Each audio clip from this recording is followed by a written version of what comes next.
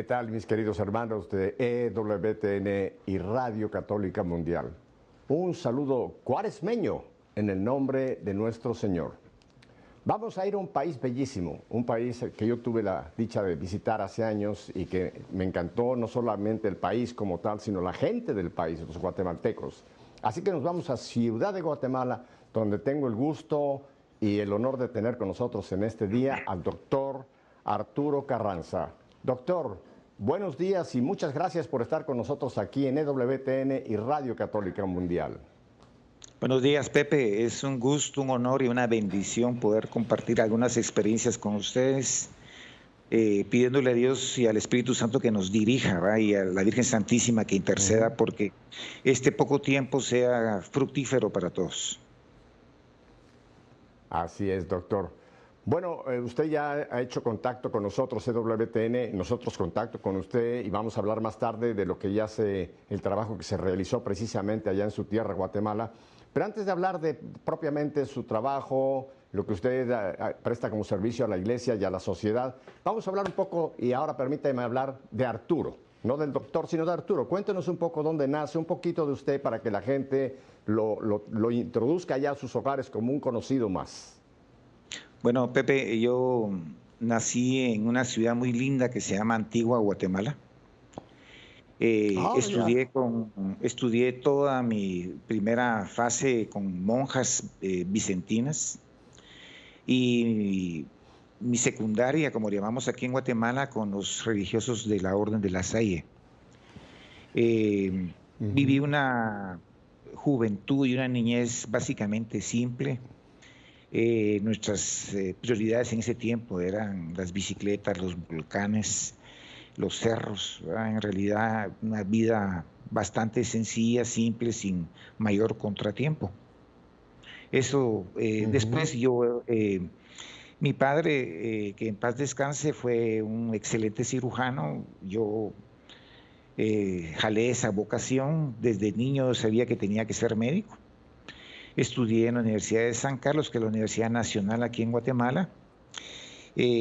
Posteriormente me especialicé en medicina interna en un hospital muy grande aquí en Guatemala que se llama San Juan de Dios. Estando allí logré hacer algunos estudios también ahí en su país, en Estados Unidos, específicamente en Indianápolis, en un hospital que se llama San Vicente. Y luego Dios me facilitó una beca y me fui a vivir 3 años a Japón, en donde me especialicé en enfermedades. En Japón, exactamente. Es ese país que el Papa Francisco siempre ha querido visitar y quiso evangelizar en algún momento. Yo tuve la experiencia de vivir ahí, ya casado con mi esposa, tuve mi primer hijo estando allá. Y vivimos una experiencia maravillosa. Desde ese tiempo que yo regresé a Guatemala, pues me he dedicado básicamente a trabajar en áreas de medicina interna y gastroenterología, que es todo lo que son enfermedades gastrointestinales. Pero en algún momento el Señor me hace un llamado especial y a la par de mi labor profesional también empiezo con una labor en la iglesia. Le voy a detener aquí su narrativa, porque ya nos llevó usted en 3 minutos hasta su edad adulta, digámoslo así, aunque usted todavía es un hombre joven. Déjeme echar la máquina del tiempo atrás. Voy para atrás y quiero volver a Guatemala. Yo conocí Guatemala, me encantó esa ciudad y ese volcán que tienen ustedes ahí, que si no me equivoco es el volcán de fuego, ¿verdad? Creo que es el nombre que se le da al volcán que tienen ahí justo arribita. Tenemos 3 volcanes de fuego en varias ocasiones. 3 volcanes. Pero tengo entendido que en diversas épocas de la historia, estos volcanes pues han estado activos e incluso han hecho mucho daño a poblaciones tan cercanas como están ustedes, ¿verdad? ¿Antigua llegó a ser capital de Guatemala o nunca lo llegó a ser? Bien, fue la segunda capital de Guatemala. Pero un terremoto en los años 1700 hizo que las personas migraran a donde está actualmente la ciudad capital. Pero sí, tenemos toda una Ajá. herencia Oh, española, iglesias españolas. Entra uno a la antigua bellísimo. Guatemala y se sumerge, yo me imagino que usted la conoce muy bien, en un ambiente Sí, colonial precioso, definitivamente. sí. Sí, tuve la dicha cuando hice estos viajes a Guatemala, tanto a Ciudad Guatemala como a Antigua, y también fuimos después ver al Cristo, me parece que es el Cristo de Esquipula, si no me equivoco, que está también ya en otra región de Guatemala. Pero volviendo a Antigua, es una ciudad bellísima. Yo recomiendo realmente a la gente que haga un viaje a Centroamérica, que pase por Guatemala y sobre todo que visite esta ciudad porque, como usted dice, es una joya colonial bellísima. Ahora, usted Exacto. habla interesante de que en su juventud, en su infancia, adolescencia, su mundo eran las bicicletas, los montes y los volcanes. ¿Qué quiere decir esto? Que usted es también, ¿cómo se llaman? Caminante, ¿le gustaba subir cerros y volcanes, doctor? De hecho, todavía me gusta. Ah, En aquellos tiempos no teníamos celulares, ni internet, ni WhatsApp. gracias a Dios. Entonces, ¿qué hacemos el fin de semana? Pues vámonos al volcán de fuego o al volcán de agua, porque la antigua Guatemala está rodeada por 3 volcanes. El volcán de agua, que nunca, gracias a Dios, ha estado activo. El volcán de fuego, que hace erupciones constantemente, y un volcán que se llama Catenango. Cuando usted está en Antigua o cuando uno va bajando en avión, uno mira esa belleza de los 3 volcanes rodeando como en un nido a esta ciudad colonial. En aquellos tiempos esa era Ujú. nuestra diversión, no teníamos otra cosa más que hacer. El cine ocasionalmente y las actividades, porque la antigua Guatemala es una iglesia, es una ciudad muy católica. Eh, Ujú, de hecho, ujú. eh, casi no hay iglesias protestantes ahí porque todo el mundo está siempre viviendo, aunque no lo crean, muy fuertemente los ciclos litúrgicos. Por ejemplo, ahorita el miércoles empieza la cuaresma, empiezan las procesiones, la gente hace alfombras de serrín o acerrín, como le quieran llamar, pero es una temporada excelente y así cada fase del ciclo litúrgico nosotros la vivíamos con intensidad en Antigua porque esa era nuestra diversión en aquel tiempo. Ya. Yo estuve precisamente en un momento, creo que me parece, no sé si es para miércoles de ceniza que pasamos o para ya los días de la pasión, pero tuve oportunidad cuando estaban empezando, yo no digo a construir, sino es una arte. Estaban preparando esas alfombras de acerrín que usted dice, y es realmente una maravilla de arte. La combinación de Exacto. colores y cómo saben perfectamente las dimensiones. Y yo decía, bueno, qué pena que esto en un momento pues se vaya no a perder, sino se vaya a desbaratar, ¿no? Pero por otro lado yo sé que lo hacen como una ofrenda a Dios. Y eso es lo bonito, Exacto. ¿no? Que todo ese trabajo es para que pase por ahí la procesión, el Santísimo, etcétera, lo que vaya a pasar por esa alfombra, pero es algo único, esas alfombras de acerrín de Guatemala. Y Es algo doctor, usted único en mencionó que no realidad. teníamos en aquel tiempo, porque yo soy mucho más antiguo que usted, si Bueno, un llamamos poco, por el un poco. nombre de Antigua. No, créame, le llevo unos pocos años. Hace muy poco, hace un par de semanas entré al piso 81. Ya estoy cerca del penthouse, pero bueno, todavía me quedan subir otros pisitos. Pero la infancia que yo viví, me supongo que la de usted, doctor, fue una infancia linda, porque efectivamente no estábamos, permítame que use la palabra, como hoy tantos niños y jóvenes, atrapados por la tecnología, el teléfono, la tableta, Exacto. la computadora. Hoy día los niños y los jóvenes han perdido la capacidad esta que teníamos nosotros de tener pandillas buenas, grupos de amigos, de amigas que jugábamos en la calle, jugábamos canicas, bicicleta, había chicos y chicas y era muy sano el ambiente, ahí no había, lo del sexo era una cosa completamente impensable en aquellos tiempos, ¿no? A usted le tocó Exacto. también vivir esta infancia de inocencia, esta juventud en que realmente teníamos muchísimas relaciones familiares, pero también sociales con chicos y chicas. ¿No cree usted que eso es un gran daño? Que en cierta forma la tecnología, aunque nos ha traído muchos beneficios, pero por otro lado, pues creo que les hemos robado a nuestros niños y a los jóvenes su juventud. ¿Qué opina usted, doctor? Le hemos robado la infancia y la juventud, lamentablemente. En nuestros tiempos, obviamente, lo máximo era tomarse una cerveza o fumarse un cigarrillo. Ya eso Sí. era una cosa, ya era una cosa que nos espantaba, ¿verdad? Y de vez en cuando escuchábamos de Ajá. alguien que fumaba, por ejemplo, marihuana y decían, este sí está perdido totalmente. Pero en realidad no tuvimos esas experiencias tan fuertes que se viven hoy por hoy. Aquí, lamentablemente, sobre todo en la capital, en Guatemala, siguiendo los esquemas, lamentablemente, que vienen de otros países, ya a los niños ahora se les ha cortado mucho ese tipo de vida. Yo siempre he pregonado y lo hice con mis hijos, de que a la par de una formación académica también hicieran un deporte, cultivaran un arte y también vivieran esa herencia religiosa tan linda que nosotros tenemos, que a la larga pues es lo que le da sentido a la vida y nos complementa en una forma Muy total. cierto, Yo veo en mi muy clínica, cierto. aunque yo no soy pediatra, veo muchos niños ahora con intestino irritable, con enfermedades gástricas y todo. ¿Por qué?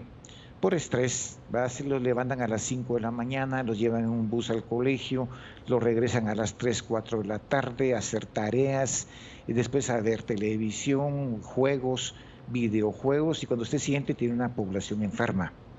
Y eso es lo que Muy lamentablemente ha cierto. ido cambiando también en todos los países, ya no es lo mismo de antes.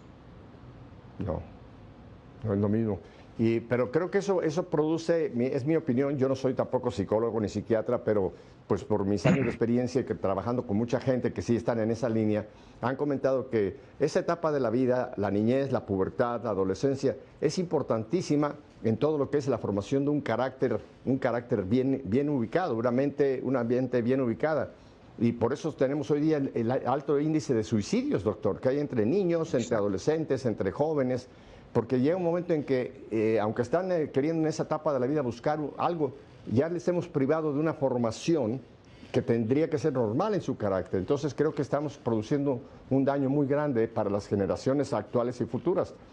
Déjeme le cuento una anécdota que dijo usted de tomar una cerveza, fumar un cigarrito. Mi primer cigarrito, yo tenía un amigo que vivía en la casa enfrente de la mía y se estaba construyendo un edificio. Y entonces consiguió de su papá era una persona que visitaba mucho a las cárceles y les llevaba cigarritos y le logró sacar una cajetilla. Era un tabaco negro de esos. Y para que no nos vieran, nos subimos a ese edificio y arriba había unos tinacos donde se deposita el agua, pero todavía no había agua. Nos metíamos al tinaco a fumar para que no nos vieran. Excuso decirle que cuando bajábamos olíamos a tabaco a 2 millas de distancia y nos daban unas buenas nalgadas. Niños, ya se fueron a fumar. No, nosotros no fumamos. Pero casi nos salía humo de la ropa metidos en un tinaco para que no nos viéramos. Sí, sí. Esas etapas de la vida, qué cosa, ¿verdad? Era una etapa Ajá. linda, Doctor, siempre fue linda y ajá, definitivamente. esas travesuras. Doctor, y ya entonces ya nos habló usted de sus estudios. Ahora, cuénteme una situación. Usted obviamente ya también lo compartió, es un hombre casado. ¿Dónde conoció a su esposa? ¿En Japón o en Guatemala? No, no, no, no, no, Ah, ella no, es ya fueron guatemalteca. casados a Japón. Sí, ella es guatemalteca, la conocí, ella es odontóloga, es dentista, y la conocí en una reunión Mm, profesional. Al año nos casamos y a los pocos meses nos fuimos a vivir a Japón. Tenemos 3 hijos. Mi hijo más grande es médico, se acaba de graduar. Por cierto que ya uh, ganó los exámenes de ingreso para los Estados Unidos y yo espero primero Dios que ya este año se vaya. Mi segunda hija es abogada. Por bendición de Dios hizo un posgrado en España y está trabajando como abogada. Y la más pequeña también es abogada y está por irse a España a hacer un posgrado. wow. Sí, así estamos, todos los 3 están solteros, todavía están saliendo un poquito de la adolescencia, pero ahí estamos, gracias a Dios, hasta el día de hoy todavía unidos como familia. Oiga, pero lo felicito por lo del hijo médico, porque para tener un posgrado y que lo admitan para trabajar en Estados Unidos, yo tengo entendido que son muy exigentes en los exámenes, que solamente alguien que tiene un nivel de formación muy sólida puede aspirar a venir a trabajar aquí a los Estados Unidos. Así que felicidades, doctor. Es- Y felicidades Sí, por las dos chicas también. Quiere decir que usted las encauzó por el camino correcto. Ahora, para un guatemalteco, ir a una cultura tan diametralmente diferente a la nuestra, y en muchas maneras creo que una cultura muy, muy, muy interesante, la japonesa, ¿cuál fue su experiencia de llegar a vivir a Japón, comer pescado, tener temblores casi todos los días? ¿Qué fue su experiencia japonesa, doctor? bueno, primero, ha sido una de las experiencias más maravillosas que he tenido.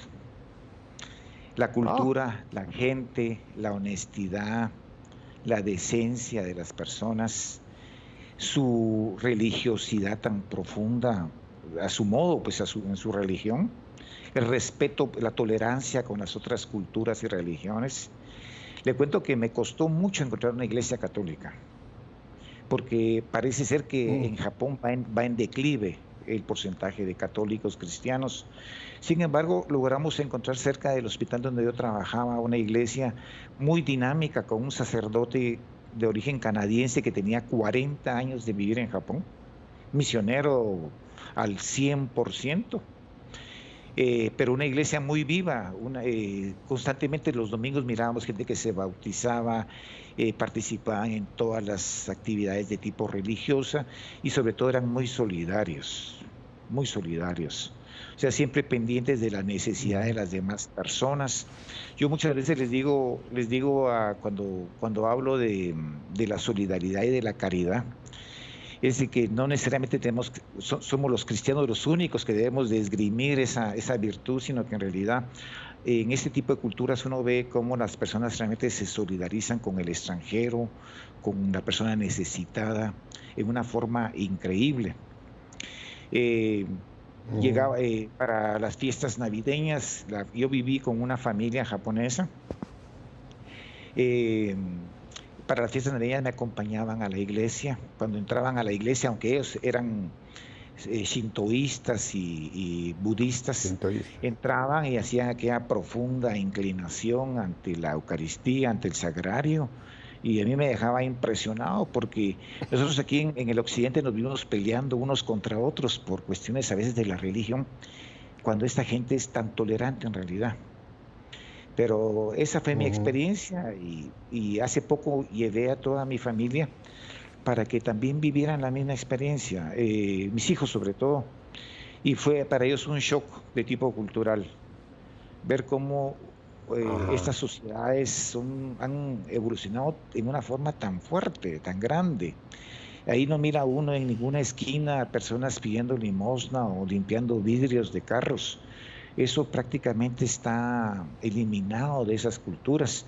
No quiere decir que no haya pobreza, pero sí existe mucha solidaridad y mucho sentido social de todo, en realidad. Un ejemplo. Ujú.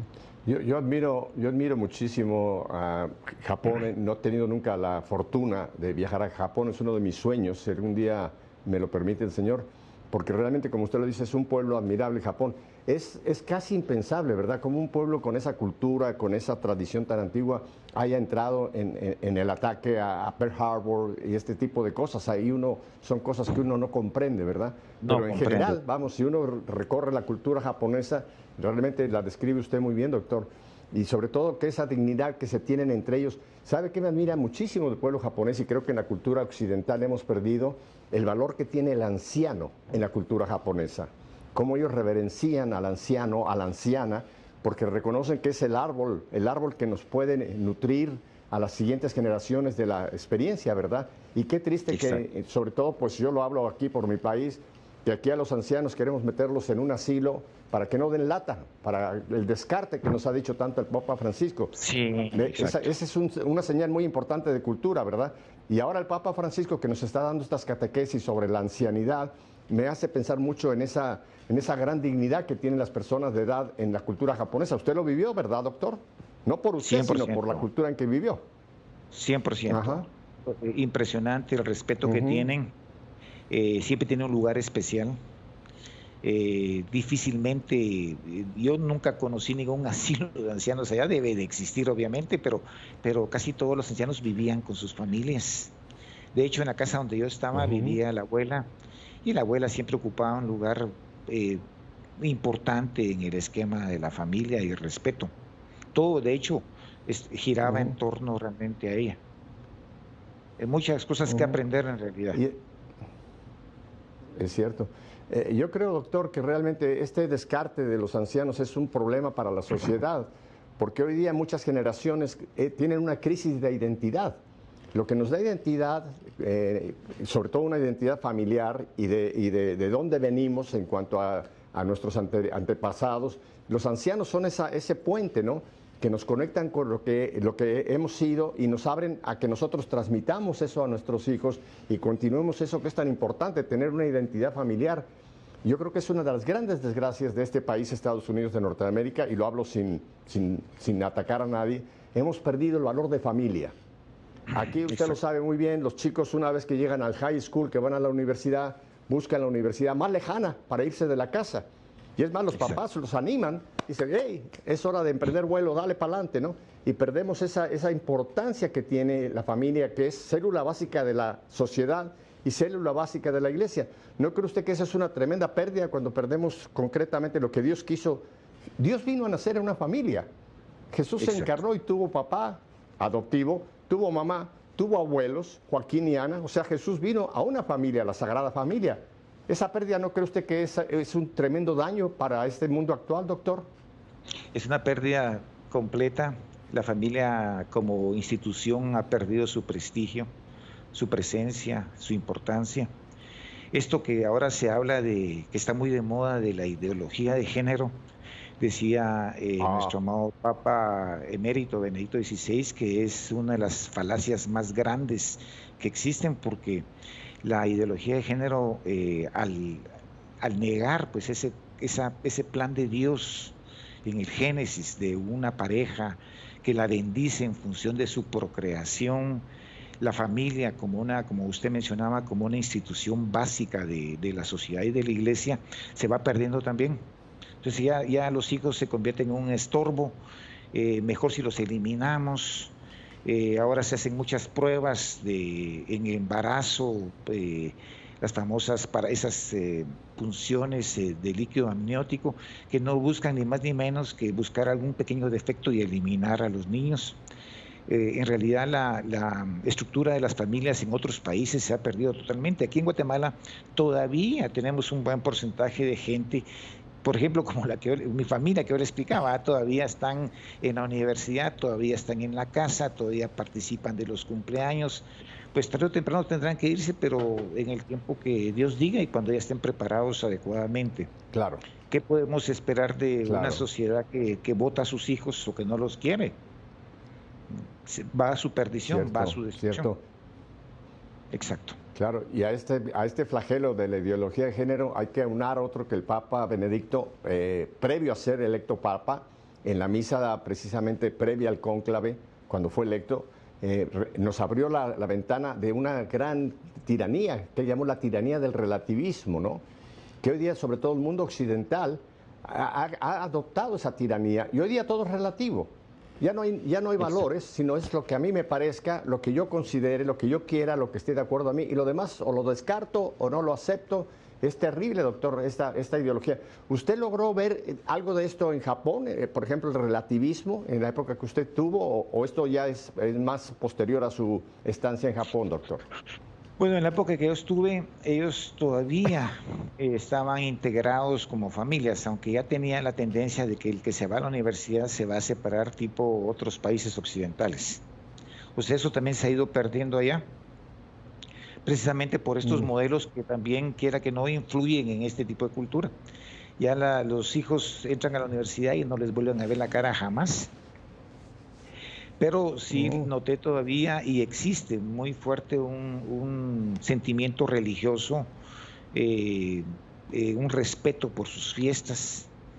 Nosotros estuvimos para la fiesta de Año Nuevo, que es la fiesta más importante de ellos, y en los templos nos llamó la atención ver tanta gente joven, las patojas vestidas con sus kimonos, sin avergonzarse de sus raíces, todos al templo, multitudes de personas. Impresionante. Todavía tienen muchos valores de esa naturaleza, y por eso que es un país tan estable, con sus problemas también, ¿verdad? Como cualquier otro país. Claro. Me encanta esa palabra guatemalteca que usted usó, las patojas. Es el nombre que en Guatemala le dan a los jóvenes, los patojos y las patojas. Así que Sí, para los que no hablan guatemalteco. sí, disculpen, sí. Así es, doctor. Pero fíjense que es interesante, pero incluso si vamos un poco más atrás en Japón, Japón ha sido también un semillero de mártires. Tenemos en nuestro santoral, en la Iglesia Católica, la conmemoración de muchos mártires japoneses que dieron su vida por la fe en Jesucristo. Así que no perdamos la esperanza de que quede ese pequeño resto y que sirva de fermento para que la Iglesia Católica pues algún día pueda seguir atrayendo gentes que los caminen hacia Jesucristo, ¿verdad? Que es la importancia. Doctor, Exacto. y vamos a ir en un momento a unos breves mensajitos, identificación de planta, pero entonces volviendo, entonces ya los hijos están por terminar su carrera, usted está actualmente en Guatemala ejerciendo su profesión, pero ahora que regresemos de estos mensajes, usted nos va a hablar de esa otra dimensión importante que de una vez quiero esbozarla. Y usted es un laico, obviamente usted no es un ordenado sacerdote, aunque todos somos sacerdotes por nuestro bautizo, pero me va a interesar mucho que usted nos hable del papel que tiene el que no es un consagrado propiamente, o sea, un religioso, religiosa o sacerdote, el papel que tenemos que en este momento tener en la Iglesia, porque doctor, quiero esbozarlo de una vez y creo que usted me puede dar su opinión. Creo que estamos viviendo una gran crisis dentro de nuestra Iglesia Católica Apostólica, que es la apostasía. Hoy día, ¿cuántos católicos que se llaman católicos no viven su fe? Dicen que son católicos, pero es lo que ya nos ha dicho desde Vaticano II. Creo que ese punto que esbozaba Vaticano II, el divorcio entre fe y vida, se está dando muchísimo en nuestra iglesia y muchos ya no viven su fe. Y uno que no vive su fe, pues es un apóstata. Hay el apóstata oficial, el que se declara públicamente y dice, ya no creo. Pero hay el que con sus hechos no vive su fe, también son apóstatas. Entonces me interesa mucho que usted nos vaya a hablar del papel que debemos tener dentro de la iglesia, los que formamos este conglomerado, que es el más numeroso, que somos los laicos. Brevemente, antes de irnos a un descanso, ¿usted dónde ha hecho esta observación o esta visión del laico? En un minuto, doctor, antes de que vayamos al break. ¿En dónde la he vivido o la he experimentado? Bueno, en mi trabajo en la iglesia. Y viendo pues las experiencias de otras iglesias en otros países, de cómo ha declinado también el número de personas comprometidas, pues laicos comprometidos en la iglesia, debido a factores que podemos ir analizando poco a poco en esta segunda fase que vamos a tener con mucho gusto. Bueno, o sea, pero ya usted nos dio una pista, o sea, es su propia observación, su propia experiencia de ver lo que está pasando en Guatemala y por ende, yo diría que en el resto del mundo, donde quiera que se encuentre la Iglesia Católica Apostólica y en el caso nuestro la Iglesia Apostólica Romana. Vamos pues, doctor, a este breve descanso, estos breves mensajes, identificación de planta, pero les voy a dar un consejo. No se le ocurra cambiar de dial, porque a lo mejor se mete usted en donde no debe. Quédese con nosotros en EWTN y Radio Católica Mundial. El doctor y un servidor, volvemos enseguida. Gracias. Gracias.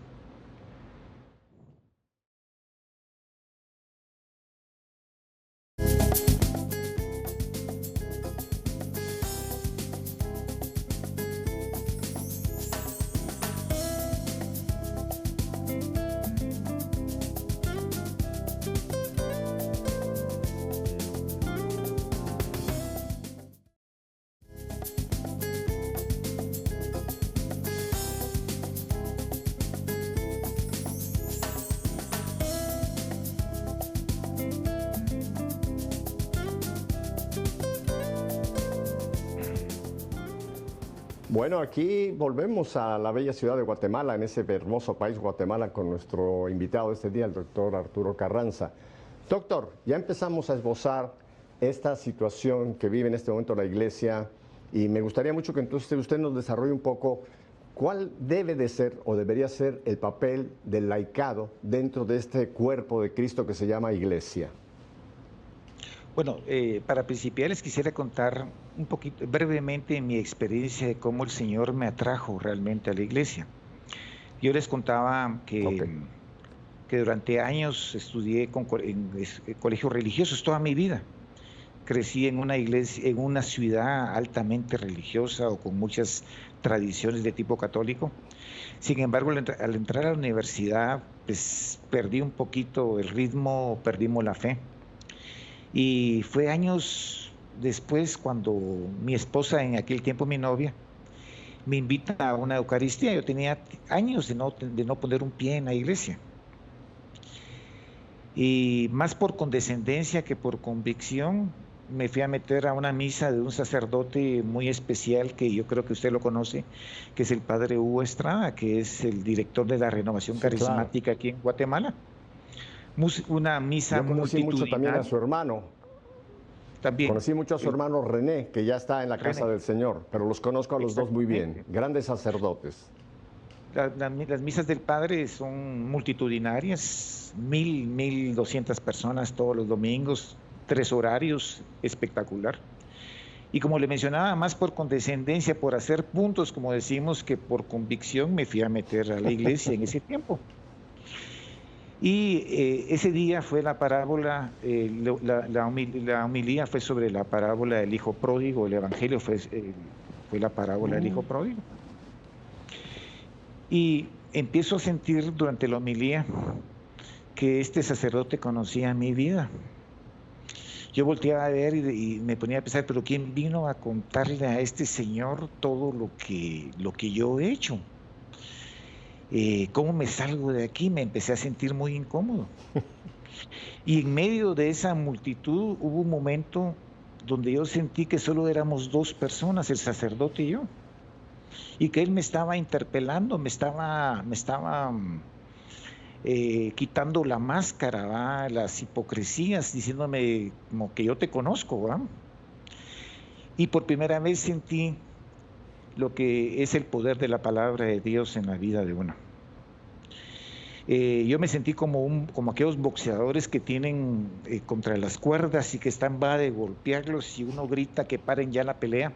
Exactamente fue la primera vez que experimenté, como dice la carta a los Hebreos, esa palabra eficaz, viva, penetrante, que nos interpela, que nos llama al arrepentimiento y a la conversión, que nos quita todas las máscaras, ¿verdad? Que realmente nos hace vernos de una forma más interna y real, pero también una palabra que habla de misericordia. O sea, yo no andaba ese día con ninguna crisis de tipo espiritual, es decir, yo vivía mi vida profesional feliz, pero fue entrando a la iglesia y sentir pues ese acercamiento como nunca en mi vida lo había sentido. Yo había ido a tantas misas, ¿verdad? Nosotros en aquellos tiempos era obligatoria la misa los domingos temprano, si no, no desayunábamos, íbamos en ayunas. Sin embargo, nunca había sentido una predicación que me revelara tanto.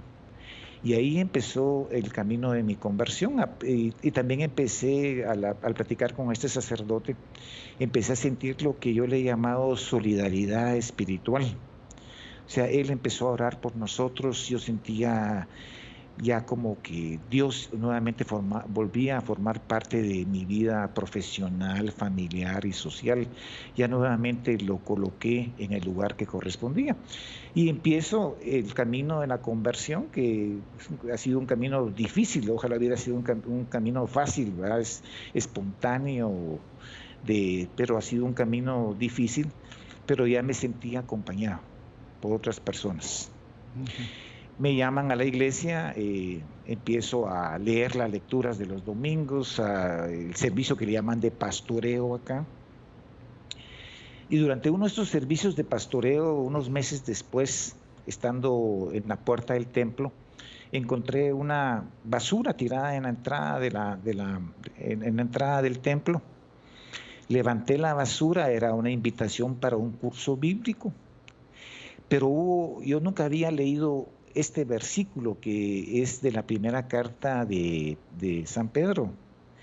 Pues nuestro primer papa dice en su primera carta: den gloria a Cristo el Señor y prepárense para dar a quien lo pida razón de su esperanza.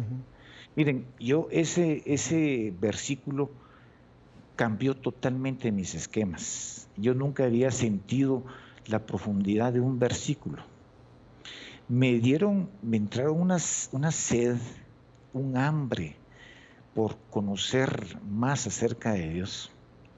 Me metí a hacer cursos, me metí a un curso de agente pastoral y terminé estudiando con los jesuitas en la Universidad Rafael Andívar, aquí en Guatemala, sacando mis cursos de teología. Obviamente yo tenía mi trabajo profesional y de repente veo también esta mezcla de cuestiones de tipo religioso. Yo me preguntaba, ¿pero qué estoy haciendo aquí? ¿Cómo me salgo? ¿Va? Sentía como que esto me estaba saturando pues mi día a día. Años después comprendí lo que dice el profeta Jeremías. Me sedujiste, Señor, dice, yo me dejé seducir. Fuiste más fuerte que yo y me venciste. Yo siento que eso es lo que el Señor hizo conmigo y hace con todos nosotros. No nos podemos escapar. Ahí el salmista dice en un salmo, ¿a dónde podré ir lejos de tu espíritu? ¿A dónde voy a escapar de tu presencia? En realidad el Señor me toma y yo empiezo por un camino que jamás había pensado en mi vida caminar, que era el camino del servicio, del conocimiento más de Dios, y empiezo pues obviamente a profundizar más mi fe. Después de que termino todos los cursos... Sí, cuénteme. Antes de que nos cuente los cursos, le quiero regalar al auditorio este versículo que lo impactó a usted. Está en la primera carta de San Pedro, capítulo 3, y voy a leer del versículo 14. No teman ni se inquieten, sino honren a Cristo como Señor de sus corazones. Estén siempre dispuestos a defender si alguien les pide explicación de su fe. ¿Qué versículo tan hermoso este? Estén siempre dispuestos, no solamente un ratito, no, siempre dispuestos para dar razón si alguien les pide explicación de su fe. Es primera de Pedro 3:15, doctor. Exactamente. Eso fue lo que me impactó y cambió mi vida. Bueno, el primer día fue en la Eucaristía, la parábola del Hijo Pródigo, claro. Sentir ese poder de la palabra de Dios, que todo lo descubre, que todo lo limpia. Sentir que esa palabra también es una palabra de perdón y de misericordia para todos los que nos acercamos necesitados a Él. Yo tengo un autor que es favorito mío, que tengo casi que todos los libros, es un obispo que ya murió, que se llamaba Fulton Sheen. Sí, claro. Él tiene un libro en donde habla de la palabra de Dios y dice que la palabra de Dios es como ponerse entre dos corrientes de alta intensidad. Una corriente que habla de arrepentimiento y conversión, pero hay otra corriente que habla de misericordia. Y eso fue lo que yo experimenté ese día, ¿verdad? Como un hombre que se pone entre dos corrientes eléctricas de alta tensión. Por un lado duele, por otro lado consuela. Entonces, eso es cuando nosotros nos sentimos necesitados, cuando nos acercamos a Dios con humildad, cuando le presentamos nuestros problemas, y a veces, como en mi caso, yo no andaba buscándolo precisamente a Él fue el que me encontró, el que se hizo el encontradizo, a través de su palabra, a través de este versículo, que cambió mi vida, porque de repente, de la noche a la mañana, el 50-60% de mi vida era aprender y aprender, como que me mantenía sediento de su palabra. Eso ha cambiado mi vida. Ahora soy maestro de una escuela bíblica donde trabajamos, hemos graduado miles de personas como agentes de pastoral, y me dedico a dar enseñanzas en donde me lo piden, ¿verdad? Porque yo siempre siento que Dios no se deja ganar en fidelidad, ¿verdad? Y siempre siento la bendición de Él en mi vida. No es una pérdida de tiempo, todo lo contrario, es una bendición, ¿verdad? Yo me recuerdo que en una ocasión le hicieron homenaje a un sacerdote que había sido un maestro de todos los tiempos, y me encontré con una profecía del profeta Daniel, en donde el profeta Daniel menciona que los que guiaron a muchos por el buen camino van a brillar como estrellas toda la eternidad. Y es cierto, yo he sentido la bendición de Dios en mi vida, ¿verdad? Yo a veces le digo a la Virgen Santísima, mira, yo he hablado bien de ti, ahora tú ayúdame a hablar bien de mí, en esta conferencia, por ejemplo, que tengo que dar de tipo médico, ¿verdad? Y siempre he visto la presencia de Dios en mi vida. Hay otro texto, doctor, que usted lo conoce porque pues ahora resulta de que usted es profesor en teología y Biblia. Yo soy un simple principiante, pero me recuerdo mucho este pasaje también de Pablo que dice que nosotros somos embajadores de Cristo en la tierra. Y esto es importantísimo, este pasaje también, porque cada bautizado,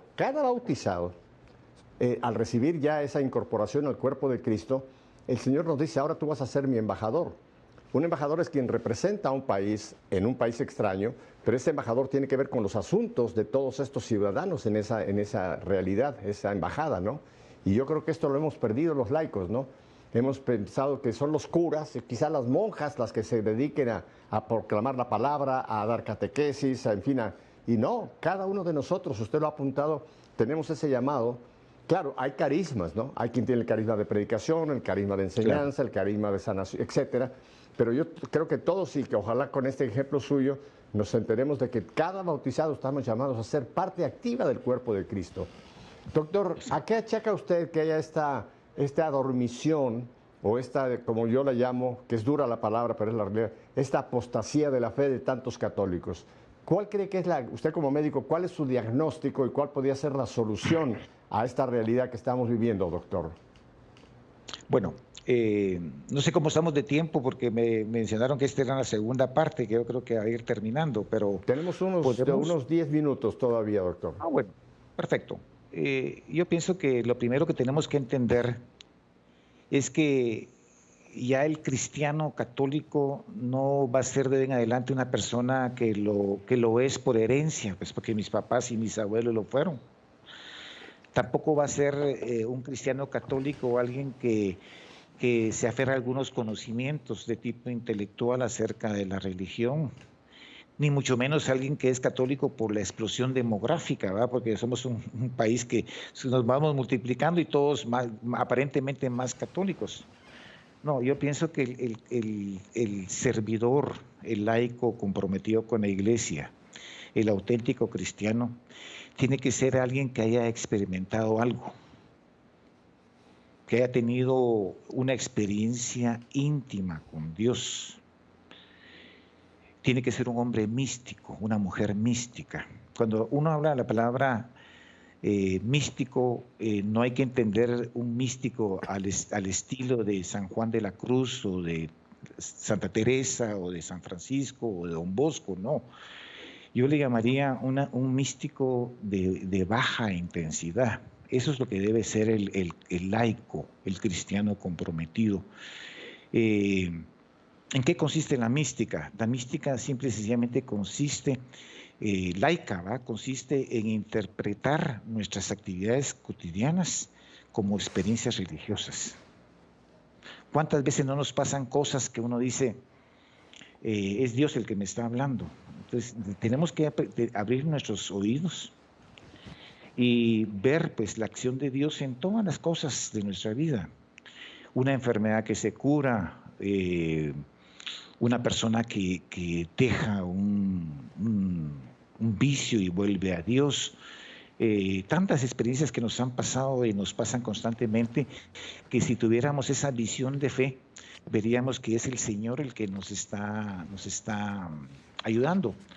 O sea, cuando hablamos de mística no hablamos de sugestiones, de situaciones parapsicológicas o de situaciones de tipo sentimental, no, es Dios el que se manifiesta en las actividades cotidianas de todos los días.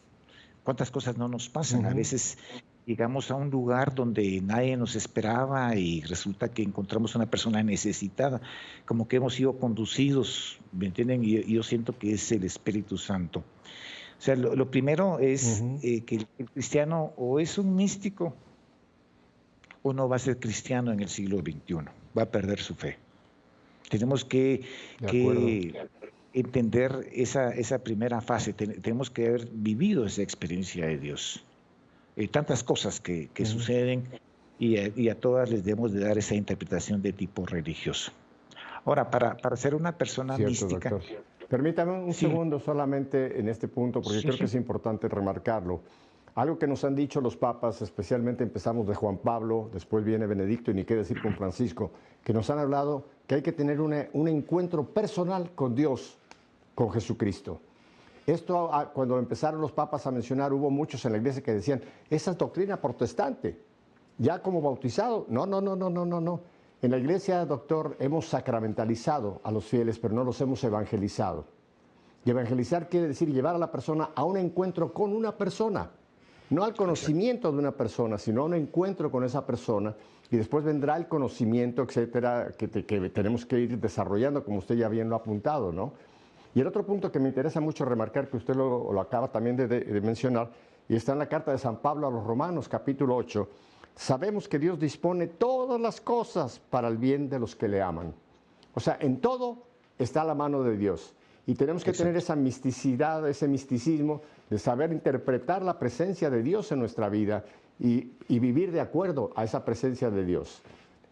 Creo que es el camino muy bonito que nos está marcando. ¿Qué más nos diría en cuanto al papel del laico en la iglesia, doctor? Bueno, para poder tener esas experiencias de tipo místico, también tenemos que pedirles al Señor que nos dé el don de la oración. O sea, no se puede concebir una vida cristiana sin oración. Es a través de la oración que nos llenamos del Espíritu Santo y también fundamental una vida sacramental. O sea, nosotros no podemos realmente llevar una vida cristiana auténtica y moral, sobre todo en estos días, si no es fruto de un auténtico arrepentimiento y conversión. Entonces, un laico realmente comprometido, un laico que trabaja por su iglesia, un cristiano como buen padre de familia, un buen jefe de empresa, es ante todo una persona de oración, una persona que se llena constantemente del Espíritu Santo y que pide a Dios el auxilio a través de la oración. Uno de los grandes problemas que está viviendo el laico actualmente, desde mi punto de vista, son los escándalos que se viven en la iglesia. El Señor hablaba en aquellos tiempos de los signos, nos habla hoy a través del Evangelio de los famosos signos de los tiempos. Les dice a los fariseos, hipócritas, ustedes son capaces de leer las señales del clima, del cielo, para su propia conveniencia, ¿verdad? Porque ellos lo miraban para su propia conveniencia, pero son incapaces de leer las señales del cielo, los signos de los tiempos. ¿Qué tenemos ahora que debilita al laico? Primero, el ataque frontal que está recibiendo la iglesia y los papas, tratando de desautorizar, de quitarles el prestigio que tienen ellos como elementos morales de nuestra sociedad. La cultura de la muerte, como decía Juan Pablo II. Veamos ahora Ucrania, el aborto que ya fue aceptado en Colombia, ahora está en México.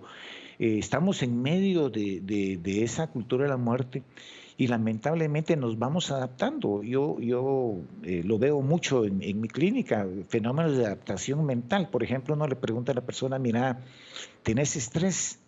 No, doctor, yo no tengo ningún estrés, como que viviéramos en un país de las mil maravillas. Lo que sucede es que nos vamos acostumbrando y ya después lo terminamos viendo como normal. Cuando el Señor dice en su Sagrada Escritura que la sangre derramada por el inocente clama desde la tierra. O sea, nosotros tenemos, eso es otro de los factores que el laico ha perdido. ¿Por qué? Porque no se mantiene en oración, no se mantiene en una vida sacramental. Entonces pierde la dimensión. Y estos signos de los tiempos, en lugar de servir para la edificación, sirven para que, como usted mencionaba en un principio, para que la persona se vuelva un apóstata, ¿verdad? O sea, tal vez sigue siendo cristiano católico, pero a su manera, o simple y sencillamente se aleja. Escándalos, por ejemplo, sacerdotales, la misma pandemia, O sea, todos estos son signos que el Señor nos pone para nuestra edificación. Todo debe tener una interpretación de tipo religioso. Entonces, pero para poder salir... doctor. Sí, Pepe. Para poder salir airosos. Ahora le vuelvo a dar la palabra. Solamente el texto que usted mencionó de la oración, lo que nos dice Pablo, hay varios textos, pero tomo solamente este de la carta a los Tesalonicenses, capítulo 5, el versículo 16. Estén siempre alegres. Ahora, no habla de la alegría del mundo, no, la alegría en el Señor. Estén siempre alegres. Oren sin cesar. No oren 5 minutos cuando se persignan o rezan un Padre Nuestro, eso está muy bien, pero la vida de oración, yo la pongo la analogía, doctor, con lo que dice Lucas 15, ¿no? La vid y los sarmientos, el tronco y la rama. Si yo no recibo del tronco la savia, soy una rama muerta. Exacto. Y ese tronco es Cristo y la savia que Él nos inyecta es la oración. Sin oración estamos secándonos y será muy triste nuestro fin. En 2 minutitos que me quedan, ¿cuál sería su resumen, doctor? Bueno, el resumen sería pues que nos tenemos que acercar más a la vida sacramental y a la vida del espíritu, a una vida en el espíritu, ¿eh? Un texto del Evangelio que a mí siempre me ha impresionado es el de la hemorroísa, aquella mujer que tenía años de tener hemorragias. Sí. Y se acerca a Jesús y le toca el manto. Y el Señor le dice a sus discípulos, alguien me tocó, ¿va? Y ellos le dicen, pero ¿cómo que alguien te tocó? Si aquí todo el mundo te está empujando, ¿va? No, pero yo sentí que una fuerza salió de mi cuerpo. Pues los sacramentos son esas fuerzas que salen del cuerpo de Cristo, que ahora es su iglesia. Si no nos acercamos y tocamos el manto, no vamos a tener esa fortaleza para poder sobrevivir en esta época. Y nos vamos a escandalizar, vamos a perder la fe y vamos a alejarnos de la iglesia. Ese es un factor, creo yo, muy importante para que el laico se mantenga siempre, ¿verdad?, unido a la iglesia, que la vea como realmente la tiene que ver. Doctor, muchísimas gracias por esta bella semblanza que nos da. En este minutito y pico que me queda, ustedes han hecho para EWTN una serie de programas que me interesa mucho que brevemente usted nos describa sobre la pasión de Cristo. ¿Qué es básicamente lo que usted ya nos presenta y dónde la gente puede ver ese otro material del cual no hemos ni siquiera esbozado en esta entrevista, doctor? Bueno, lo hemos presentado 2 veces en EWTN. Yo creo que ya lo pueden bajar de EWTN porque ahí está en una forma mucho más completa. Y pronto lo vamos a tener en un sitio donde les vamos a compartir para que lo puedan bajar por lo menos las presentaciones de este tipo de investigaciones que hemos hecho. ¿Cuáles son las investigaciones para que la gente quede con el saborcito y las busque? Bueno, en realidad todo esto nació de unas invitaciones que me hicieron a mí hace algunos años para que durante el tiempo de Cuaresma meditáramos sobre las causas médicas de la muerte de Cristo, o sea, pero vistas desde un punto de vista puramente objetivo. La pasión de Cristo. La pasión de Cristo, y todo esto nos ha llevado realmente a profundizar cada año, a investigar, ver las visiones de Sor Faustina, de tantos santos, que nos han ido enriqueciendo realmente sobre lo que la pasión realmente representa para todos nosotros. Y bueno, últimamente doctor, por último, porque nos tenemos que ir, ya lo siento que tengo que interrumpir, denos dónde la gente puede hacer contacto con usted rapidito para que la gente haga directamente ese contacto con usted, doctor. Ahí les van a poner ahí en la pantalla mi correo electrónico. Con mucho gusto pueden mandar ahí, yo les puedo mandar la información que necesitan. Yo tengo una secretaria que se dedica a ver todos los mensajes y con mucho gusto cualquier tipo de información se las podemos enviar por esa vía. Está en pantalla, solamente dígamelo rápido para la gente de radio, doctor, su email. Mi email es A de Arturo, C de casa, otra C de casa, una G de gato, una I de iglesia y una D de dedo. accgid@yahoo.com. Doctor, no le digo adiós porque me interesa que en un futuro no muy lejano hagamos otro programa. Tengo mucho material que aún me gustaría compartir con usted. Por ahora le doy muchísimas gracias por esta bella entrevista, doctor. Y a ustedes, mi querida familia, ya saben siempre mi invitación. Si Dios nos concede una semana más de vida, volveremos la próxima semana. ¿Para qué? Para que nuestra fe sea una fe en vivo. Hasta la próxima semana. Bendiciones.